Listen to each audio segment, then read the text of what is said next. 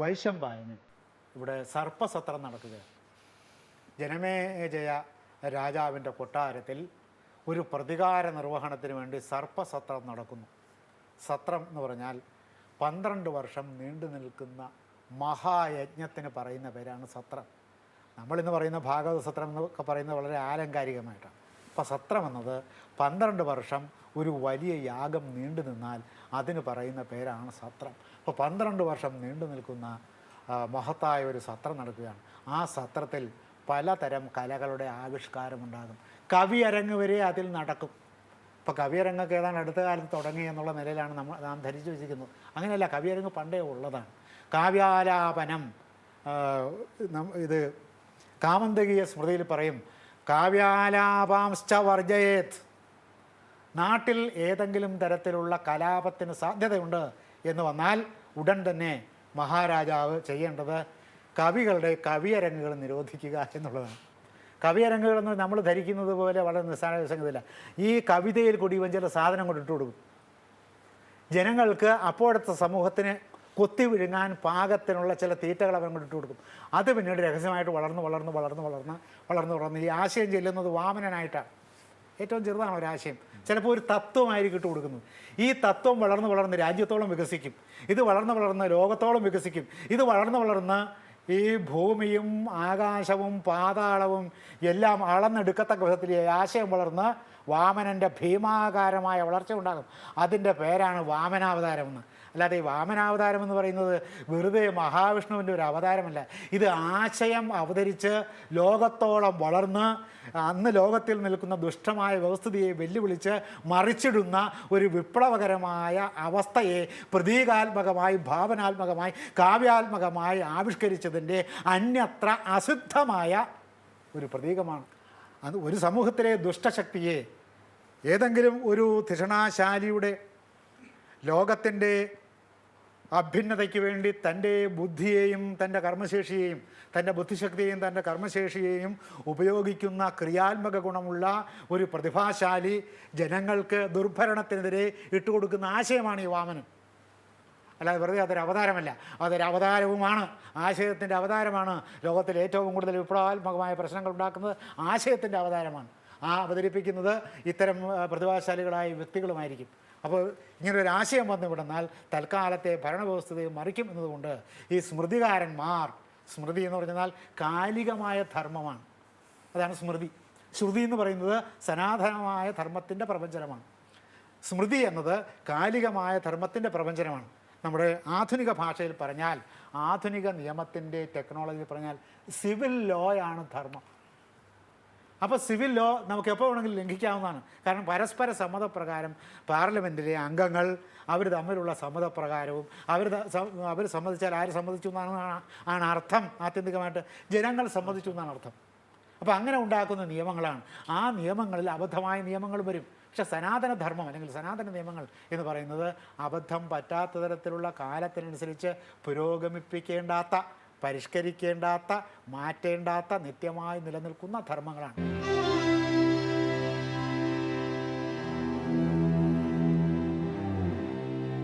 വൈശമ്പായന മഹർഷി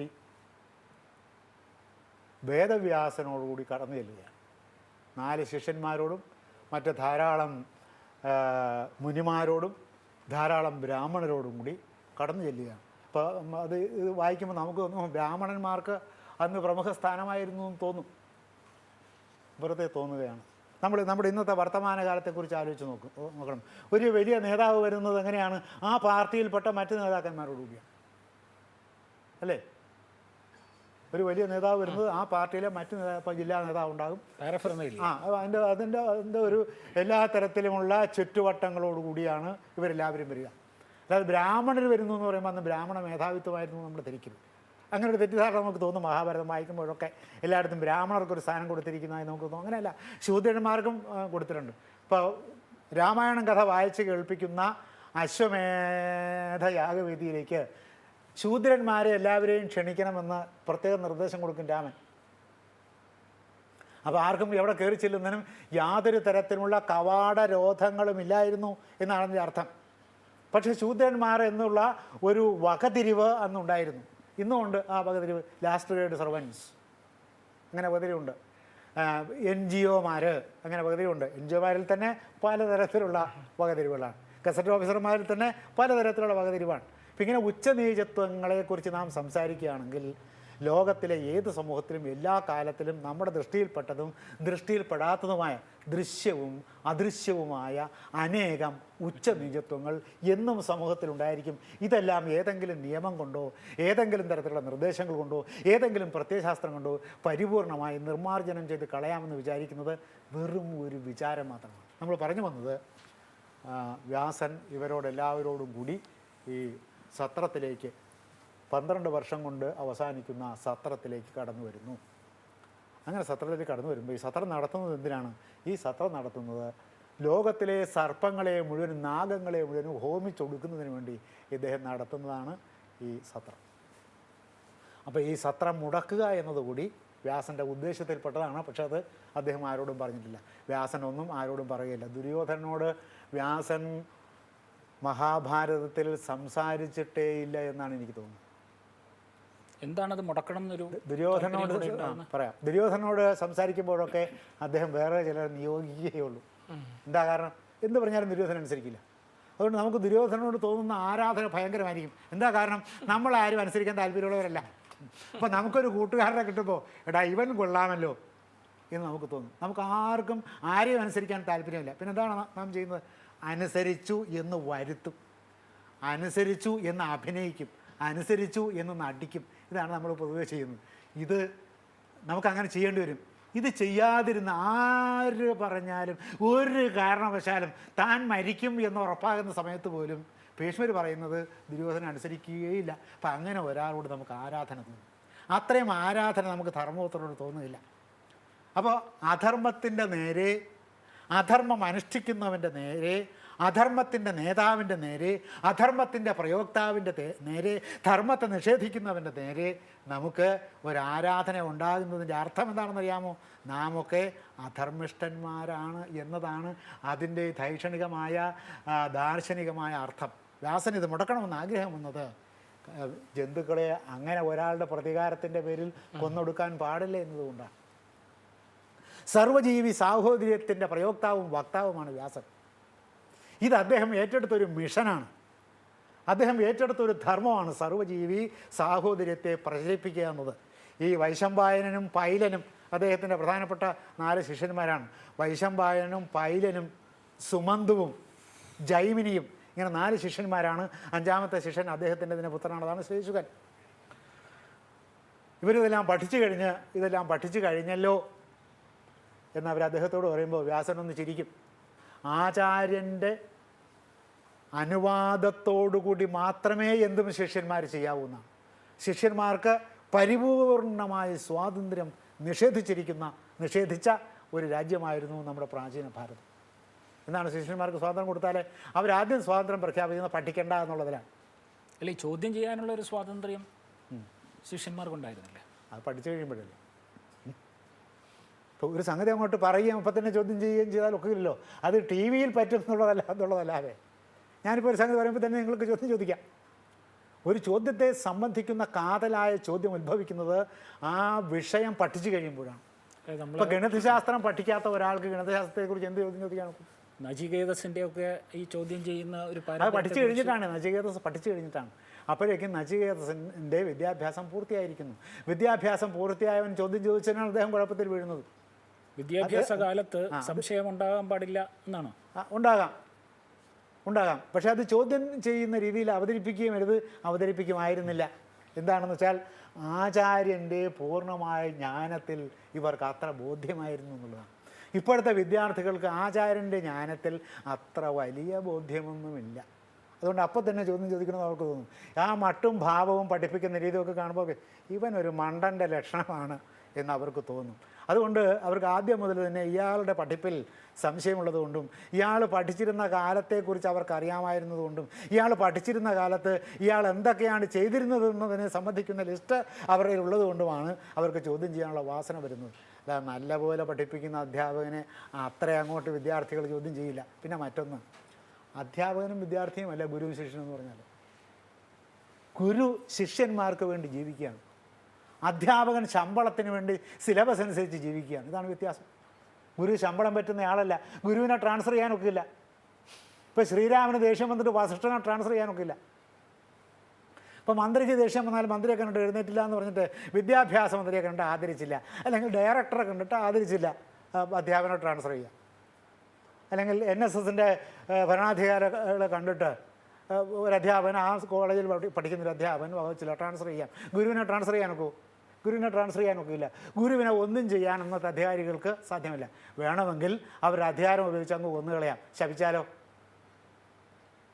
അപ്പോൾ ആയുധം കൊണ്ടും ഗുരുവിനെ നേരിടാനൊക്കില്ല. അപ്പോൾ വ്യാസനെ ഒരിക്കലും വ്യാസൻ്റെ ശിഷ്യന്മാർ ചോദ്യം ചെയ്യാൻ സാധ്യമല്ല. കാരണം വ്യാസൻ ആരാണ് എന്ന് യഥാർത്ഥത്തിൽ മനസ്സിലാക്കിയിട്ടുള്ളവർ ഈ 4 ശിഷ്യന്മാരും അദ്ദേഹത്തിൻ്റെ പുത്രനായ ശ്രീശുകനും.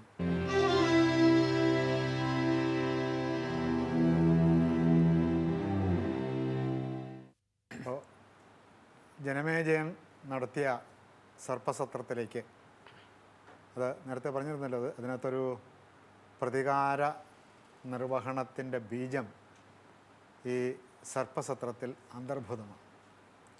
സത്രത്തിന് പ്രത്യേകമായ ഉദ്ദേശ്യമുണ്ട്. അത് സർവ ജീവജാലങ്ങൾക്കും ക്ഷേമകരമായ നിലനിൽപ്പ് ഉണ്ടാവുന്നതിന് വേണ്ടി നടത്തേണ്ടുന്നതാണ് സത്രം.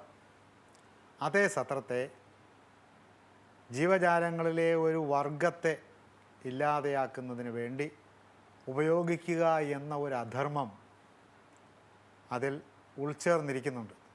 ഇത് മനസ്സിലാക്കിയതുകൊണ്ടാണ് മഹാനായ വ്യാസൻ അന്ന് സർവരും ആദരിക്കുന്ന, എതിരാളികളില്ലാത്ത അജാതശത്രുവായ വ്യാസൻ കടന്നു ചെല്ലുന്നത്. അപ്പോൾ ജനമേജയ രാജാവിനെ സംബന്ധിച്ചിടത്തോളം അദ്ദേഹത്തിൻ്റെ പൂർവ്വ പിതാമഹനും കൂടിയാണ് വ്യാസൻ. വ്യാസൻ മഹാഭാരത കഥയിലെ അവരുടെ വംശത്തിൻ്റെ യഥാർത്ഥത്തിലുള്ള വംശോൽപാദകനാണ്, വംശപിതാവാണ്.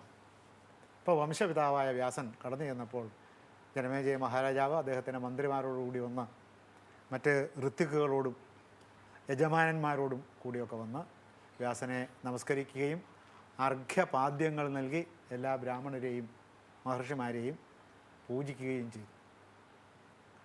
അപ്പോഴാണ് ഇതിൻ്റെ ഉദ്ദേശ്യം വ്യക്തമാകുന്നത്. ഇതിൻ്റെ ഉദ്ദേശ്യം പരീക്ഷത്തിനെ, ജനമേജയ രാജാവിൻ്റെ പിതാവായ പരീക്ഷത്തിനെ ഒരു മഹർഷി ശപിച്ചിരുന്നു. പരീക്ഷത്ത് അദ്ദേഹത്തിൻ്റെ ആ പേരുണ്ടാവാനുള്ള കാരണമൊക്കെ അറിയാമല്ലോ. അദ്ദേഹത്തിൻ്റെ ജീവിതം പരീക്ഷിക്കപ്പെട്ടതുകൊണ്ടാണ്. എങ്ങനെ പരീക്ഷിക്കപ്പെട്ടു? മരണം കൊണ്ട് അദ്ദേഹത്തിൻ്റെ ജീവിതം പരീക്ഷിക്കപ്പെട്ടതുകൊണ്ടാണ് അദ്ദേഹത്തിന് പരീക്ഷത്ത് എന്ന് പേര് വന്നത്. അശ്വത്ഥാമാവ് അയച്ച ബ്രഹ്മാസ്ത്രമായിരുന്നു അതൊരു കാരണം. അതിലേക്കൊക്കെ നാം പിന്നീട് കടക്കും. കഥയുടെ വിശദീകരണത്തിൽ നാം അത് കൂടുതൽ വിശദമായി പറയുന്നുണ്ടാവും അങ്ങോട്ട് പുരോഗമിക്കുമ്പോൾ. പരീക്ഷത്ത് കാട്ടിൽ നായാട്ടിന് പോയ സന്ദർഭത്തിൽ ഒരു മാനിൻ്റെ പിന്നാലെ ഓടി. അപ്പോൾ ഇവിടെ ഒരു ചോദ്യം വരാം.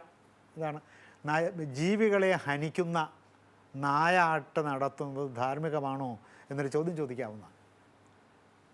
നായാട്ട് ധാർമ്മികമാകുന്ന സന്ദർഭങ്ങളുണ്ട്. കാട്ടിൽ മൃഗങ്ങൾ പെരുകി നാട്ടിലേക്ക് കയറി മൃഗങ്ങൾ ജനങ്ങളെ ആക്രമിക്കുന്ന സന്ദർഭങ്ങളുണ്ടാകും പലപ്പോഴും. അത്തരം സന്ദർഭങ്ങൾ വരുമ്പോൾ നായാട്ട് നടത്തി മൃഗങ്ങളുടെ സംഖ്യ കുറയ്ക്കുക എന്നത് രാജാവിൻ്റെ ചുമതലയായി വരും.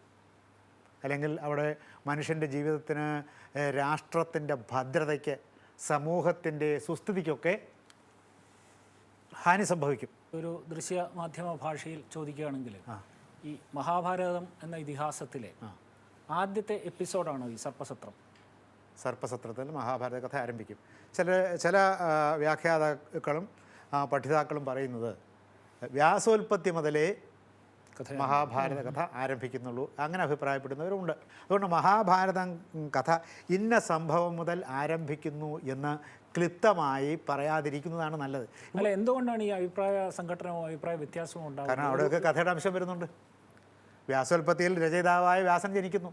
വ്യാസൻ്റെ അമ്മയുടെ കഥയുണ്ട് അവിടെ, ശന്തനുവിൻ്റെ കഥയുണ്ട് അവിടെ. അതാണ് കഥാരംഭം എന്ന് പറയാനുള്ള കാരണം.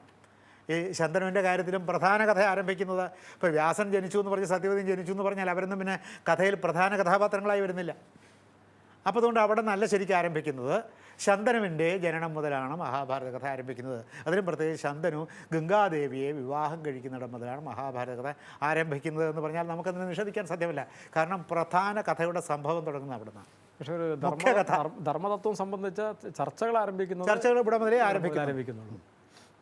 അത് ഈ പിന്നെ സംഭവപർവത്തിലേക്ക് വരുമ്പോഴാണ് ഇത് പറയുന്നത്. അപ്പോൾ സംഭവപർവം മുതലേ യഥാർത്ഥമായ കഥ ആരംഭിക്കുന്നുള്ളൂ എന്ന് പറഞ്ഞാൽ നമുക്കത് സമ്മതിക്കാവുന്നതാണ്. ഇന്ന് നിഷേധിക്കാനും സാധ്യമല്ല. കാരണം ഇവിടെയൊക്കെ മഹാഭാരത കഥയുടെ അംശങ്ങൾ പ്രതിപാദിക്കപ്പെട്ടിട്ടുണ്ട് എന്നുള്ളതുകൊണ്ട് ഈ മൂന്നും സ്വീകാര്യമാണ്. പക്ഷേ മുഖ്യ കഥ ശന്തനു മുതൽ തുടങ്ങുന്നതിനാൽ ശന്തനു മുതൽ ഈ ജനമേജയൻ വരെ നീണ്ടു നിൽക്കുന്ന 250 വർഷങ്ങളുടെ മഹാകഥയാണ്.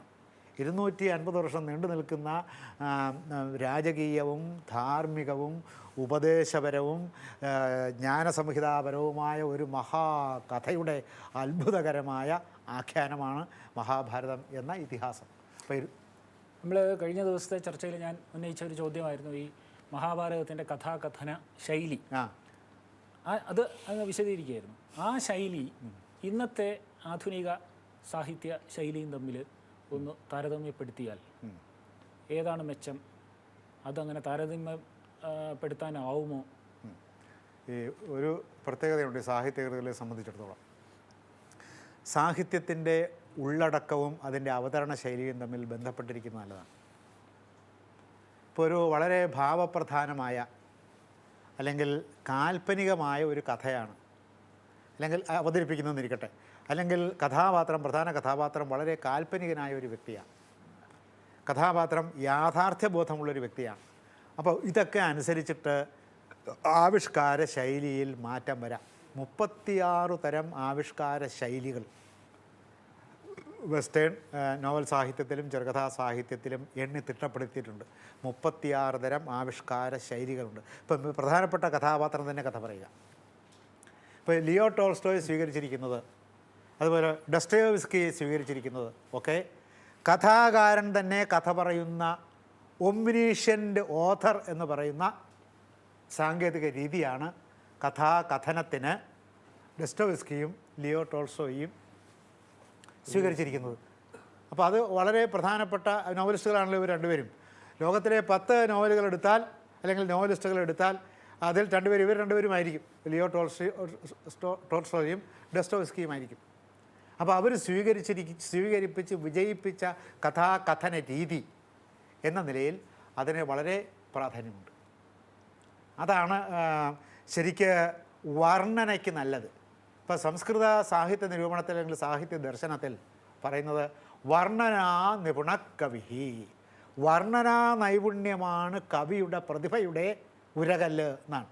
അപ്പോൾ ഈ വർണ്ണനാ നൈപുണ്യം കാണിക്കുന്നതിന് ഗ്രന്ഥകാരൻ തന്നെ, നോവലിസ്റ്റ് തന്നെ കഥ പറയുന്ന രീതിയാണ്. മലയാളത്തിലെ പല നോവലിസ്റ്റുകളും അതല്ല സ്വീകരിച്ചിരിക്കുന്നത്. പ്രധാന കഥാപാത്രം കഥ പറയുന്ന രീതിയിലാണ്. അപ്പോൾ ഈ റൊമാൻറ്റിക് കഥകൾക്ക് അല്ലെങ്കിൽ ഏകമുഖമായ കഥകൾക്ക്, ഒരു കഥാപാത്രത്തെ പ്രൊജക്റ്റ് ചെയ്ത് കാണിക്കുന്ന തരത്തിലുള്ള കഥകൾക്ക് ആ കഥന രീതി നല്ലതാണ്. 4-5 കഥാപാത്രങ്ങൾ കഥ പറഞ്ഞ് കഥ പൂർണ്ണമാക്കുന്ന രീതിയും മലയാളത്തിൽ സ്വീകരിച്ചിട്ടുണ്ട്. അപ്പം ഇങ്ങനെ പലതരത്തിലുള്ള കഥന രീതികൾ സ്വീകരിക്കാവുന്നതാണ്. വ്യാസൻ്റേതാണ് മഹാകഥകൾക്ക്, ഇതിഹാസതുല്യമായ കഥകൾക്ക് സ്വീകരിക്കാവുന്ന രീതി. ഇത് സംഭാഷണങ്ങളിലൂടെ കഥ പറയുന്ന രീതിയാണ്. ഇപ്പോൾ ജനമേജയൻ വൈശമ്പായനോട് അദ്ദേഹത്തിൻ്റെ പൂർവ്വചരിത്രം കേൾക്കാനുള്ള ആഗ്രഹം, അദ്ദേഹത്തിൻ്റെ പൂർവിക പരമ്പരയുടെ യഥാർത്ഥമായ ചരിത്രം കേൾക്കാനുള്ള സ്വാഭാവികമായ ആഗ്രഹം സത്രവേദിയിൽ വെച്ച് പ്രകടിപ്പിക്കുമ്പോഴാണ് വൈശമ്പായനൻ മഹാഭാരത കഥ ഇദ്ദേഹത്തിന് ജനമേജയന് പറഞ്ഞു കൊടുക്കുന്നത്. അപ്പോൾ ഒരു സംഭാഷണ രീതിയിലാണ് വ്യാസൻ അദ്ദേഹത്തിൻ്റെ കഥാകഥനം നിർവഹിച്ചിരിക്കുന്നത്. ഈ സംഭാഷണ രീതിയുടെ ഇടയ്ക്ക് ലോകത്തിൽ ഇതുവരെ പ്രയോഗിച്ചിട്ടുള്ള എല്ലാത്തരം കഥന രീതികളും ഈ സംഭാഷണ രീതിക്കിടയ്ക്ക് വ്യാസൻ സന്നിവേശിപ്പിച്ച് ചേർത്തിട്ടുണ്ടെന്നുള്ളതാണ് വ്യാസൻ്റെ ആഖ്യാന തന്ത്രത്തിൻ്റെ അനന്വയത, അതുല്യത. അങ്ങനെ ഒരു അതുല്യത വ്യാസനുണ്ട്. ഈ ആഖ്യാന സമ്പ്രദായങ്ങളെല്ലാം കൂടി ഏതെങ്കിലും ഒരു കൃതിയിൽ ഒരു കവിക്കും ഒരു നോവലിസ്റ്റിനും പ്രയോഗിക്കാൻ സാധ്യമല്ല. പക്ഷേ വ്യാസന് ഇതൊരു മഹാകഥയായതുകൊണ്ട് എല്ലാത്തരം ആഖ്യാന തന്ത്രങ്ങളും എല്ലാത്തരം നരേറ്റോളജിയും പ്രയോഗിക്കാനുള്ള കഥാസന്ദർഭങ്ങൾ ഈ മഹാകഥയുടെ പടവുകളിൽ സിദ്ധമാണ്.